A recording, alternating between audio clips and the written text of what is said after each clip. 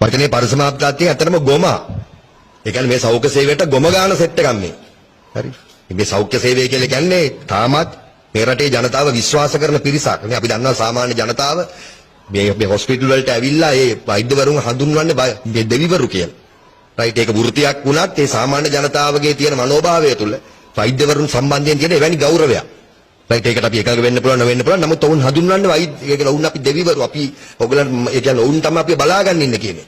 ඒකට මේ හැඟීම තමයි මේ කාලකන්ණී මේ ගොම කණ්ඩායම මේ රටේ සෞඛ්‍ය සේවයේ තියෙන ගෞරවණීය ඒ වගකීම වලට ගොම ගහන්නේ. අපි දැක්ක දැන් ඔතන ඇත්තටම අර ඉන්න කවුද මේ මොකද ඒකේ ප්‍රධානියා විදියට මාධ්‍ය ප්‍රකාශ කරන ප්‍රභාස් සුගතදාස කියන කෙනා දැක්කම ඇත්තටම ඌ පාතාල නායකයෙක් වගේ. ඔබ වෛද්‍යවරයෙක් කියලා වෙන්නේ නැහැ චණ්ඩි ටෝක් දෙන්නේ. හරි යවුවත් ගහනවා මොකද කියන්නේ අර මේ කෙලිම මැරෙක් වෛද්‍යවරයෙක් නෙවෙයි. මේ අපිට පේනවා දැන් ගේ නායකත්වයේ ඇතුළේ ඉන්න කට්ටිය අපිට පේනවා නේ උන් කියන්නේ මේ අපි ඒකම ලැජ්ජ බයක් නැහැ. ඒ කියන්නේ තමන් වෙන වරප්‍රසාදිත පිරිසක් වගේ රඟන්නේ. දැන් අපි ගෙනගෙන තියෙන අපිට අවශ්‍ය නෙමෙයි වරප්‍රසාද අපි වෙනම සෙට් එකක්. අපි වෙනම කුල්ටූර් වරප්‍රසාදිත කට්ටියක් අපිට පාසුකම් ඕනේ. හරි ඒ වගේ තගදාන සෙට් එකක්. මම හිතන්නේ මේ පාතාලේ ඔහුගේ ෂොරේ ඉඳලම පේනවා මේ පාතාල නායකයෙක් තමයි වෛද්‍යවරයෙක් කියලා දී. සා ඒ වගේ කීප දෙනෙක් ඉන්නවා මේ GMO එකේ. මං කියන්නේ පැහැදිලිව සාදර කිව්වා වගේ මං කියන ආණ්ඩුව මේක ඉස්සරහන දරනමන්න ඕනේ මේ රාජපක්ෂලාගේ බත් බැලේ.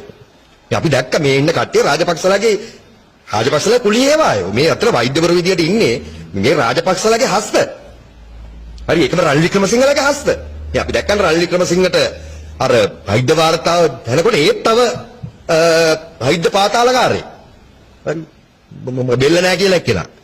හරි. එතකොට මේ වෛද්‍යවරු කියන්නේ ඊට වඩා ගෞරවණීය අයිතිවාසිකම් තියෙන. ඒකම වෛද්‍යවරුන්ට වෘත්තීය අයිතිවාසිකම් තියෙනවා. ඒ වෘත්තීය අයිතිවාසිකම් වෙනුවෙන් ඒ කරන්න ඕන කටයුත්තට එහා ගිහිල්ලා මේක පැහැදිලිවම දේශපාලන උමනාවකට රාජපක්ෂ රනිල්ලගේ දේශපාලන උමනාවට කරන දෙයක්.